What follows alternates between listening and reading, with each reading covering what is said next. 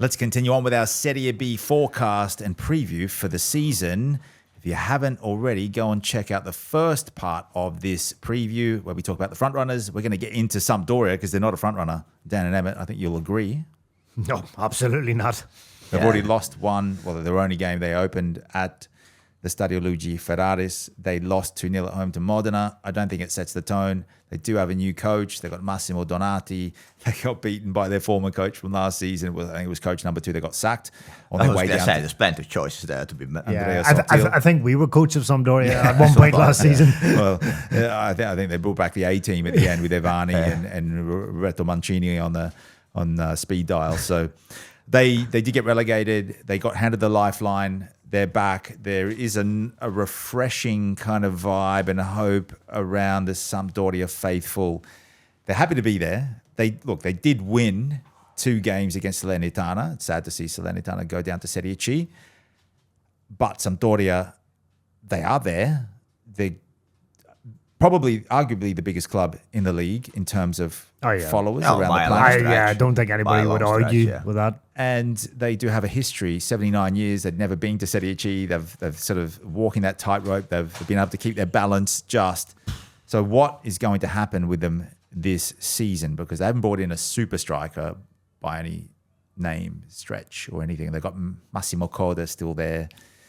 New coach, though. New philosophy, is it? I mean, I wrote about it last week. I generally think, considering what Samp went through in the last 3-4 months of all of last season, but especially like with the playoff and the drama and Brescia, and I generally think mid-table is about as good as they can hope for. Yeah, if you look at the manager, Donati has no real genuine experience in Italian football. You know, he was managing in Greece, he was managing in Uzbekistan or wherever. Like, he's cutting his teeth in Serie B with Samp, as you said. They brought in Liam Henderson, but I generally think mid-table is about as good as they can hope for. I'm not expecting, and probably after what Samp went through, their fans would just want for stability, mid-table. Yeah, I couldn't agree more. I think it's a case of consolidate if you can. Just show some degree of competence in at least some facets of the game, on or off the pitch.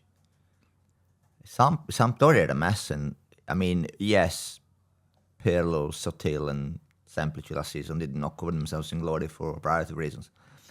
But you can't look at the issues on the pitch and ignore the issues off the pitch. The issues on the pitch are directly linked to the issues off the pitch, and the club is a club that is rudderless, and it's been rudderless for a while. It's all well and good to say we are Samp, we're big, we're massive, we won the league with Mancini and Vialli. We were the club of the 90s.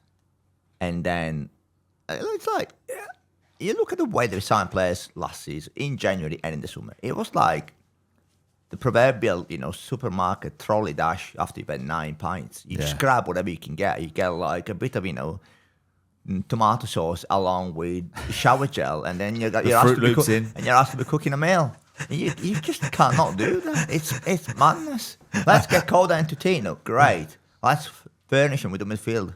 But none of them can pass the ball to one another. Yeah. They've let go a couple of players as well. They went through brought some faces in. 5 goalkeepers last season or something like that. Yeah. And they spent for Serie B. They spent big. I think they spent 7 million, 8 million for which has come back to sort of burden them with the fact that now they can't. Even if Donati wants to get rid of some of the players, they won't be able to get rid of them because they're on higher wages than they will be. Now the Serie B clubs. Yeah. And some of them are just not very good. Let's be honest. Yeah. Well, let's just clarify one thing. Massimo Donati is the new coach. I'm not sure if he's ever done a stopover on a plane in Uzbekistan, but I don't think he's coached there.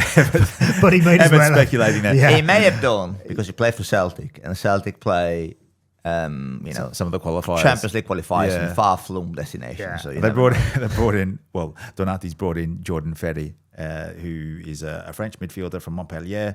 Marvin, I think it's Chuni, the way that the little accent on the C from Ruben Kazan, and Liam Henderson is the big one. The hopes are around him. He scored in the Coppa Italia, so there is a bit of hope, and he brings that attitude, the grinta, that more aggression in the midfield. He's got around, experience. hasn't he? It's like 6th Italian side now. It might be the 8th. Yeah. Sure, we'll have to. I just do a think that with Sampdoria, fact check. when you look at the team and of course, we are no longer in an era where you can name players from like the goalkeeper all the way to a centre forward because teams, change or not.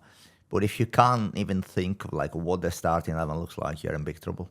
Yeah. And that was the case with them last season. Donati needs to settle on 11.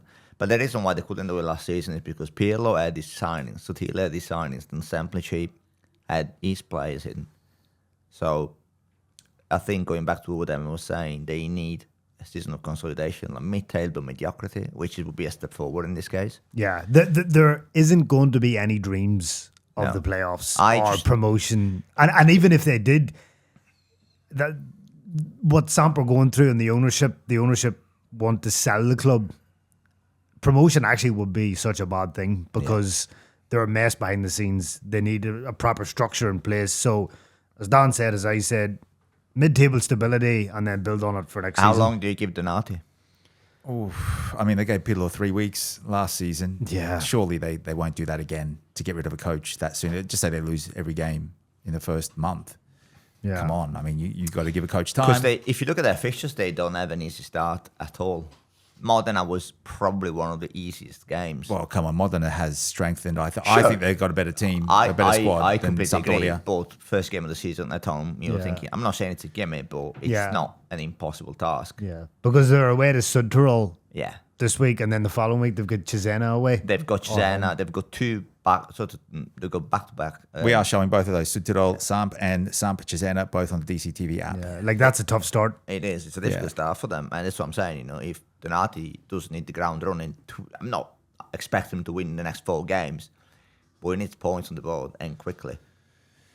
Yeah, well, look, Massimo Donati's a big job for him. The weight of expectation is there in Genoa. The pride. I mean, going down to Serie C obviously is a massive blow, and we were there during the playoffs. We were there during the season to see them, but also away from home, we saw how they played away. I think maybe that there's less pressure when they play away, so maybe they'll get a result in Bolzano this weekend. Even after everything that happened, they've sold 15,000 season That's tickets. amazing. So the passion is there It's more from the than fans. It's something up around 20,000 now. I'm Like pretty the sure. support is never going to waver. Like they're always going to be there. But as you said, you're right. With support comes enormous pressure. Yeah, and some players can't handle the pressure. No. So we're thinking mid-table. We're talking 8th, 12th, somewhere in between. I would say between 12th and 10th. I'm going 14th. Okay, and just to close out the Sampdoria section here in this episode, Liam Henderson is their best transfer in. You agree with that? Yeah. Okay. Yeah. And now just going back to how many clubs, it was 6, so you were correct. Can you name them all, Emmet? Bari? No. Verona, Empoli, Palermo? Yes. Yes. They were at Bari. He was So at many Bari. have we got? So you got 4, 2 left, 1 in just a bit south of Bari. You know your geography.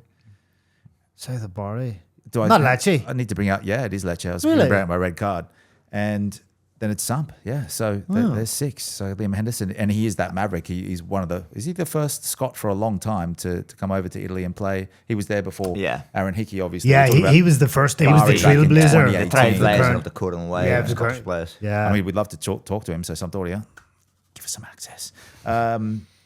Let's move on to the next club, and we're going to look at one of Dan's picks. Let's go with this. The next segment is your pick, and is this a surprise to you? I don't know which. I haven't mastered mind reading just yet, but I'm, which pick are you referring to? I'm working out. Dan's one to watch. This is the segment where we go into that. What is the one to watch out of? Bari, Catanzaro, Cesena, Frosinone, or could be Modena? Don't say that I haven't met yet. Are we talking about Simone Santoro, that bomb that he scored against Samp? Of those He's a great clubs. player. Modena with a win away at the Marassi, 2-0. See, Modena have got a really good project. I think they even though they saw Palumbo, they bought really well. The coach, Sotil. Yeah, but Sotil's never won a promotion from Serie B, has he? Sure, but I mean, he's established. He's coached in Serie A Yeah. to a degree as well. Yeah. So that's massive for Modena to get someone like him. Yeah, no, it is. And also, he was probably the only manager that I've seen so far this season saying that he's perfectly happy with the way the transfer window went. It's something you don't hear very often. What a window for them, because they brought in some huge players. Chichizola in goal. Yeah. He was Serie B's best goalie probably 2-3 years back as well. So They bought really well, and I think the fact that he said that he's not too disappointed about losing Palumbo, that is a good sign for them.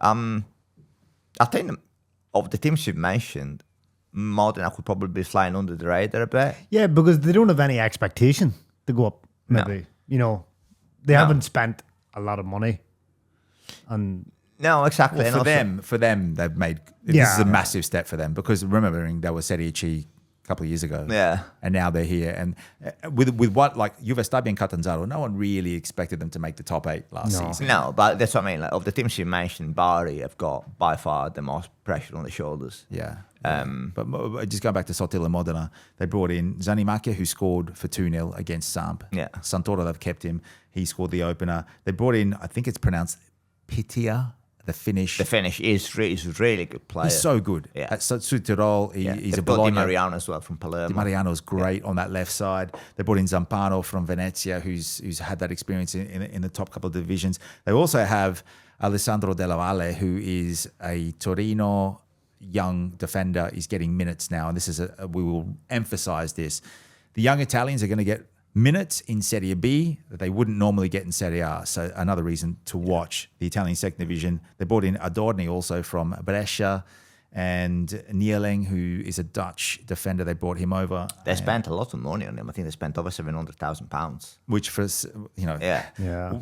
you might scoff at that if you follow other leagues, but Serie half a B, million that to is $1 a- million in Serie Yeah, B that is big is- money. That's a Yeah. big chunk of change. Yeah. Pedro Mendes up forward as well, so he's their go-to Yeah. man. Yeah. And And the Alberto Braglia is a beautiful, again, bit like Spezia Oh, it's earlier. lovely. Beautiful little Modena stadium. for me, I think if you had to choose a city to live in with a bit of everything in Yeah. Italy, Modena is that place. Yeah. It is spectacular. Of course, the food. Yeah. Get yourself a nice car. Go down to the Yeah. dealership, Ferrari dealership, Bit of- second-hand dealership there. Bit of balsamic vinegar. Bit of balsamic. with a Modena, of prosciutto. course, you should mention that any viewers or listeners who know their sort of football, like their terrace fashion and the casual movement that's dominated English football, Modena are owned by the founder of Stone Island and CP Company. And they're obviously very popular on the terraces over there, but they're actually an Italian company. And he came up with that. I think his dad originally was in the sort of clothing industry, and he's followed on. And he is an hardcore Torino fan, so I've been led to believe. So Till, former Torino player himself, and now they've got Della Valle in You there. should stick that anecdote, with that actual fact, in the Calcio FC newsletter, which is coming out this week. So if you haven't signed up for it, go and sign up on destination.calcio.com right now. But look, Modena is a dark horse for me. They were mid-table last season. Oh, I see what you've done there. Very well played. Dark horse, prancing horse, and Maranello, Ferrari. I was going to say the Ferrari link there, Yeah. but I'm not sure if there's a race course there, is there? But that whole area is very big for manufacturing. Can't wait to get back there, to be honest, because also it's that Serie B belt through Reggio Emilia that goes from Cesena, and now we've got into Abruzzo, the only Abruzzese side with Pescara, but then you go up and then through Cesena and you keep going in, and you've got Reggiana in Reggio Emilia, and then you've got, what else? We've got Modena. Yeah, you got Modena, you got We had Reggiana, Sassuolo, they're yeah, gone. But Emilia Romagna is one of those hotbeds for Serie B sides that we love. Can we not talk about food now? I'm getting really hungry talking about like. There's no surprises there. And so For those who don't know, by the way, there is also the fact that Modena are one of those great clubs that when they win promotion, they present such a great opportunity for newspapers, because all they have to do, for like whichever ultras is in charge of organizing the tifo, because all it takes is just like capitalizing the final letter of their name. You know, like the letter A, Yeah, so like modern, modern, like big A, like as in Serie A. but they all do it, don't they? They look for any It's a excuse. bit difficult if it's Südtirol. Yeah. I mean, so if Modena gain promotion this season, are we doing that as a headline? Are you setting your stall I've out? got a couple already in my. I think we'll save it for Entella. Yeah. So let's move Or on. Sampdoria? Sampdoria. Yeah. Well, they don't have a C in their name, so luckily for them. No. Although But there was I a did Genoa suggest fan. Ciao last season, and then Ciao. Genoa went with it. Yeah, they did. And there was there's a Genoa fan that had a Sampdoria tat of them in Serie C. So. Yeah. Okay, let's move on. Some other sides that we won't really go deep into because we're going to go to the relegation side, the newly promoted sides. We're going to see how they're going to do. But Juve Stabia, Catanzaro with Big Gemello. Yeah. Juve Stabia with Candelone. He's already scored. Third time lucky for Catanzaro. 2 semi-finals in a row. Yeah. And Gemello, what a beautiful goal on the weekend. If you haven't seen it, go to Legaby's YouTube page and go and have a look at the Catanzaro highlights there. Frosinone, I think they'll do quite well. I think they're a top 8 side this season. And Bari, of course, Dan's team. Bari, look, they're doing well. And we've got a lot of Bari fans out there. Jeremy, hello, and Nige. They didn't draw. Friends of the show. Yeah, that's because Longo's not there anymore. Exactly. They didn't draw, so they're off to a good start, even though they lost. And they've got Christian Gitkier, and now I know that he's probably got a few injury concerns. Yeah. But they've also got Brownotter from Como. He's on loan in the midfield there to shore things up. They've got Sibili back, who went to Sampdoria for the final 6 months of last season. They've still got Dorval. Dorval's there, scored technically on the weekend. Deflection that went in. Our mate Fabio Caserta, the manager. Yeah, his new coach. Yeah. So again, a new outlook. They've still got the Luigi De Laurentiis is the. See, I must admit, like, I'm a bit puzzled by Caserta went from Catanzaro to Bari. It just seems a bit odd. Yeah. Well, surely if you're looking to go up the ladder, Bari has to be a step. Yes, absolutely. But if you look at the players you have at your disposal and what he did last season with Catanzaro, I thought he would stay and have another crack at Catanzaro, personally. If I was him, I would have taken Pompetti with me for those long-range curlers into the top corner because he was amazing. Let's move on. Reggiana, I think they will struggle. I think a couple of us have picked them for relegation this season. Yeah. They've lost Vergara. He's now got minutes. He debuted for Napoli in the seniors against Sassuolo, so that's a big loss for them. He's their best playmaker last season. They've still got Gondo and is it Girma. Yeah. So they're looking okay, but again, it's about the overall performance of the whole, all the parts in the machine. And I don't think Reggiana. I think they're going to struggle. Yeah, I think they do. Yeah, I think. I mean, they put off the Great Escape last season. They went through, like, in the winter, they won 1 game out of 12. Well, they counted on Cittadella, and they sort of just fell off a cliff, didn't they? Yeah. I think in Reggiana's case, it was just teams that were worse than they were. Yeah, well, that's the thing. I think they've now been open to find 3 teams that are worse than them. Yeah, well, that's all it is now, isn't it? And Matteo Rova, they got him from Südtirol, so we'll see how he goes. Yeah. He'll probably play at left midfield, Papetti and Quarantas I there. suppose Dionigi, like their manager, has got quite a bit of credit in the bank because he's hardly put a foot wrong since he came in last season. You know, he's kept them up, and I know that. Great striker in his day. Yeah, football might not be thrilling to watch, but it was effective in the second half of them, like the back end of last season. But as you said, eventually you're going to run out of luck, I suppose. Yeah, if you don't have the depth. Portanova is there as well, we should say. Great midfielder. Yeah. Very hardworking, tenacious in the midfield. Let's move on. Relegation candidates, now that we've spoken about Reggiana being potential relegation. Virtus Entella, Padova, Avellino, and Pescara are up. Dan, did any of those get a result on the weekend? Only Virtus and Entella got a point. Pescara looked okay against Cesena, then they just didn't have the legs to stay with it. Avellino lost as well. Padova lost away from home. And if you're Argentinian, you'd love either Pescara or Virtus Entella, especially Entella's shirt is that. Yeah, the Alba Celeste, Celeste, blue and white. blue and white. Out of those 4, though, I reckon Virtus and Entella may go down. I'll if push came to shove, I'll probably back Avellino and Pescara to stay up. I think they bought well in the summer. But it's just so difficult to say with Serie B. Well, It's Entella, such fine margins. Entella brought in Ben Ali, who played with Bari last season. He's been everywhere. Crotone. He's been also in the northern sides. He's Manchester born. Plays for Libya. He's international football. He's been around. So he's around that 30 years old mark now. They also have Fumagalli, who's coming on loan from Como, helped them get up to Serie A. Russo is up forward. Colombi in goals, and they've kept a fair few of their Serie C players that helped them get up. So we'll see how they go. But again, favourites for relegation. Yeah, I think so.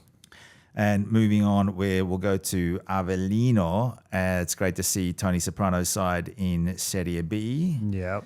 Got a couple of good players there. Andrea Favilli, Gennaro Tutino up They're forward. well. Yeah, They are Roberto Insigne. Yeah, they are a big club when you think about it, particularly the catchment area. I know there's like obviously you go to Naples and you go to Salerno, Benevento, but they're still a reasonably big club. And they got Lorenzo Simic, who played with Bari. He scored a big goal, scored the winner against Palermo at the San Nicola when I was there last season.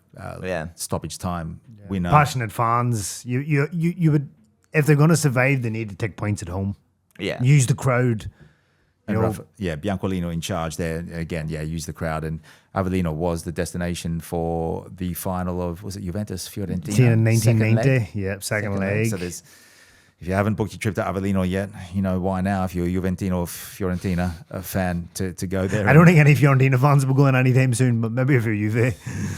Let's go to another side that's come up. We will look at Padova because they've just signed Kevin Lasagna. Yeah. They've got two quite distinguished attackers there. Papu Gomez, who won't play until October because of his 2-year ban. But Lasagna's there. He did okay at Bari. A couple of good goals last season. He put a shift in, Lasagna. That's what you can never fault him for. He'll always run the channels. You know, his work ethic, you can never question. Maybe the goals of he's not as prolific as he used to be, but I'm looking forward to seeing Papu at Padova. Always been a big fan of Papu. And I still think, even despite the 2-year ban, he can do damage in Serie B. Yeah, Andrea Letti in charge as well. So a coach that I guess he's been under pressure because Padova, they were the best team overall in their group of Serie C last season. They had Vicenza as their main rivals. And, of course, the fan protest, which Dan covered. If you haven't seen that, go on, check out the very beginning of Destination Calcio. The Genesis, one of the books, is Dan going to Padova and interviewing some of the ultras and telling us those stories when he got back. And it was fascinating from last season. One of our best viewed pieces. One of the best stadiums in Italy, you would say. That's the issue, isn't it, Dan? That Padova's stadium, there's a little bit of controversy. We'll say, well, what happened was the home fans boycotted, well, the home ultras, will say, boycotted home games, and they would only travel for the away games for Padova. And I'm not sure if that's going to continue this season. Part of ultras and sort of some organized fan groups will continue because they feel that they are making a stronger point by staying away, even though now they're back in Serie B. They feel that, sort of abandoning their protest now would be a case of sort of foregoing their principles in favor of success. Success, obviously, being the fact that they're back in Serie B. But yeah, Diego Gagno is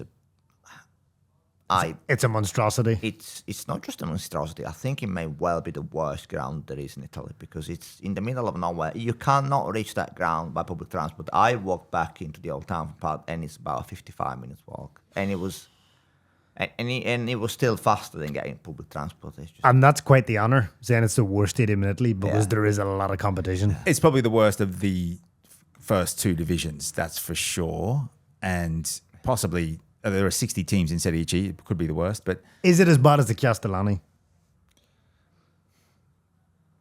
It's worse. Okay, let's not have a competition to see what's the worst thing in Serie B. But I get what you're saying, and it is all about that experience. And a lot of the stadiums are built 100 years ago, and Italy needs time to catch up. There are issues with the Euro 2032 stadium selections. They might lose them, but. Slowly they're getting there. There's a lot of issues with Italian stadiums. But let's go to Pescara, who they opened Serie B last Friday night at the Stadio Adriatico on the Adriatic coach right there. The Dolphins, I know Alex will be pumped with Pescara being Delfini. Back. Yes, I'm pumped with them as well. I've got family roots from that area. They have Vivarini in charge. They brought in Sebastiano De Planche in goal. He was with Palermo last season. They have Sgarbi on loan from Napoli up forward. They still got a lot of their side from Serie C that helped them get up. They brought in Giacomo Olza and an immediate impact with that equaliser from long range against Cesena. Cesena too good, though, on the night. And Graziani also making the step up to play with them. Cordoba is a new addition, and Viverini. The chances of Pescara staying up. I think they're staying okay. up. I think I think Viverini's his experience at this level in now Serie B. Going back to about what Emmet was saying about Avellino, I think factor will be very important for Pescara to pick up points, and their fans put on a show on Friday night. Yeah. Obviously, I know pyrotechnics don't win you points, but they help create an atmosphere. Yeah. They made the effort, and that's what counts. Yeah. And it was nice to see the opening ceremony, the Italian national anthem there. And again, we will stress, a lot of Italians play in Serie B, not so much in Serie A, which our friend of the show, Adriano Del Monte, made a point of over the weekend, saying there was only 35% of the players used in Serie A were Italians. How can we expect Italy to consistently play well at international level if we're not actually breeding players at the top level? They're coming to Serie B and they're getting those minutes, and that's what's important, especially for us on DCTV. Yeah. We love it, and there's loads of clubs in Serie B which field a full Italian 11, and it's not all about staying close to home and only wanting to play Italians, but we need them to play somewhere, and we can't have them playing in Serie D and Serie C. They need to play at a decent level somewhere. Yeah. Well, I think Pescara would maybe be hoping that another Italian would play for them, the new half owner, Marco Verratti. Ooh, I'd love he to bought see that. 50% of the club. You'd love to see him dust the boots off and help Pescara survive. Yeah, maybe he can come back for the second half of the season. Yeah. Is he probably 33, 34 now? 32. And he was part of Pescara's original Yeah, sort of with trio Immobile there. and Yeah. Insigne. I think he's still the youngest player in the history to make professional debut. So Yeah. big Is sum. he? Wow. Yeah. Well, you could see the talent from way back when they were in Serie B, and Immobile scored all those goals, That and was the Insigne last, assisted all those goals. The last installment of Zemanlandia. Zamilandia, yeah. Let's go to Mantova, who have Davide Posanzini. They are flirting with disaster. I think they're in trouble Yeah, this season. them and Reggiana, I think. Yeah, they did get a couple of players in. Maya's come over from Cremonese. Castellini is there also, and Cesare Falletti, the Uruguayan playmaker. They've still got Leonardo Mancuso up forward. I think Mancuso, when he was at Empoli, scored against Juve and a winner there. How in old is Serie A. Mancuso? I feel like he's been around a while. 32, 33. Yeah. He's one of But he's those decent. journeymen that changes. Yeah. They've still got some talent there. Mantovani, appropriately, is playing for Mantova, left Bari, and he's there, Nice. one of their defenders. He can't leave because it's He can't leave isn't it? now. He can't. I still think the Posancini is their best striker. You never know. For those who are too young to remember, he was Class. a really good striker. Yeah, in he his was days. good. He was good. I mean, he played in an era where he was definitely a Serie B striker, but in today's Serie A, you probably get a good run there. He goes for 50 mil today. 50 mil. Posancini. If you're listening, Davide, The January moved to Everton for 45 mil. Emmet will be your agent. Here you go. Other sides, we've also got just to make a note, we've got the Serie B standings and the fixtures on the destination.calcio.com website. So go to the Serie B section. You will see that, courtesy of our partnership with SofaScore. At the moment, Cesena's on top. We should talk about Cesena because Klinsmann is their goalkeeper. You interviewed him last year and pulled off a fabulous save against Pescara at the death of that game to ensure they brought in some new players. Blazer scored the opening goal. Yeah. Christian Spendi scored. And also their new signing, Dimitri Buzoli, who was the former Brescia captain.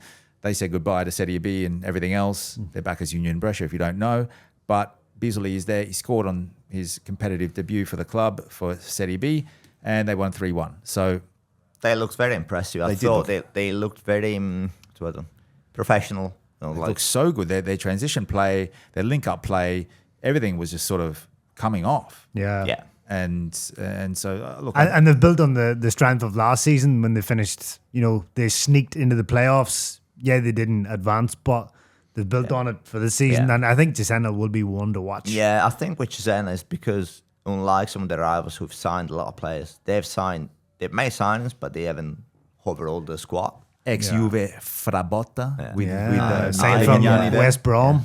Yeah. And I mean, they're a club on the up. Klinsmann told us that last season that he felt like everyone was sort of rowing in the same direction. And I mean, ultimately, it's hard for a club with Cesena's size to go straight up Serie A. Yeah. Well, I love Simone Bastoni. I think he's really creative. He used to play left back in Serie A for Spezia, free kick taker. He can run that midfield. He used to play specifically at left back, and in his older age, he's moved into that sort of left, sort of mezzala position. I think it was telling the last season when we went to speak to Klinsmann, he made the point that Mignani, the manager, said that the only way that we can compete after coming up from Serie C will be running harder, faster, and for longer than other clubs because we don't have the quality to keep up with them. And you can't outspend them, Exactly. so you have to outrun them. But when you watch them against Pescara on Friday, they weren't doing much of the running. They knocked the ball about. They were like getting Pescara to a lot of the running. They've come up, stepped up a Exactly. level with the Yeah. quality of the passing. Yeah. And that the transitions between the defensive third and just the way that they, and I know Pescara's a new side into Serie B, so they're going to take some time to gel, but the way that they were just all on the same page. Yeah. And that first goal with Blazer tucking home, they should have scored probably twice before that. Yeah. Some good saves from Deplanche, but yeah, they looked phenomenal. And I think they're going to be a force. Of course, they're not going to come up against newly promoted sides every week, especially in the first weeks of the season. That's where you try and take advantage of the teams that come up from Serie C. Let's go to predictions for Serie B. We'll start it off with who is going to be automatically promoted up to Paradiso in Serie A. Emmet, we'll start with you. Palermo, And the two. Monza. Okay, good. He knows his maths. Dan. Palermo and Venezia. I'm going with Venezia and Monza. So next up, Oh, you're not going Palermo? I think Palermo and Spezia will just trail them a little bit. Okay. And yeah, I think there's pressure there for people. But anyway, we'll move on. So playoffs. Let's go to playoffs. So Playoff hopefuls. Venezia. Dan? I'm going with Spezia, Modena, Monza, Empoli. And if push came to shove, Catanzaro and Bari. To those two. Dan is done. Emmet? Yep, that Ooh, good save. I concur. I would say swap Monza or Venezia for Monza. Okay. I think Palermo will finish third, Spezia fourth. Now, of course, the next four could be in any different random order, but Modena soaring up into the 8, possibly 5th. Empoli jostling with Frosinone, Juve Stabia, Sampdoria and Cesena 6th, 7th, 8th in there. There's probably 9 teams I've named, but yeah, it'll be that core. Sampdoria, I guess, would be the surprise package there. Yeah. Next up, it is who will be relegated. Mantova, Reggiana, and Verticentella. Plus, I want to say Pescara and Avellino are staying up, so I think the Padova are joining them going down, with joining Verticentella going down. So Padova, Verticentella, Reggiana, and Mantova. So I take those Antella, Reggiana, Mantova. I'm going to say Padova survived just purely because of Papu. And I'll say Pescara. Okay, I'm going for Mantova and Pescara in the play-out, which means the remaining 13 sides in the last campaign, Südtirol, Carrarese, and Mantova stand out as the most likely to dip down. And my final 3 to go must be, I think Padova is going, I think Entella's going, and I think Südtirol is going. Südtirol. It's a big call, that one. Forgot about Südtirol. Yeah. Even though I'm wearing the shirt. And again, it's shuffle the deck and see what happens, because right. no one expected Salernitana and Sampdoria to be in the playouts. Yeah. I mean, that's the thing. You could pick any 6 sides from the bottom of the table, to drop down. You like could. It's so That's the beauty unpredictable. of Serie B. It's so competitive. Exactly. So Salernitana went down last season after coming down from Serie A. Benevento have done that. Bounce. You never know. Who's going to be the leading goal scorer? The Capo Canoniere, the Pablito Award. Joy Pujampalo. Poyampalo, 100%. Okay. 100%. Is there any rival there? Adelante, maybe. I think, yes, Poyampalo is the leading candidate, but I think there might be a Monza player in there. If they're going to go back up, they need a goal scorer, and I think the most likely for me is Dani Motta. Outside shout. Yeah, so get scoring, will you? To prove me right at the end of the season. And surprise packages, guys. I'm going to go for Cesena. Cesena. Hang on. I Cesena to do what? was told off to pick Cesena in my article about surprise packages on the basis that they reached the playoffs last season and they were a surprise package by this very man. So I'm sorry, I'm not having Cesena. I'm picking Modena, by the way. I'm picking Modena as well. All right, I'll change. I'll go with Froz and Noni. Okay, yeah, I see that. I don't think they're a surprise package technically because they were in Serie A the season before, but still, yes. We'll give you that because they finished lower than 10th. Yeah. How about that? They struggled last season. Modena, yeah, Frosinone, it is the two sides that are known as the Canarini as well. So maybe the Birds chirping their way up to Serie A. Good playoff in the playoffs. So hopefully it's not Canary in a coal mine scenario for them. Well, Dan also has to go to the other extreme, doesn't he, with that one?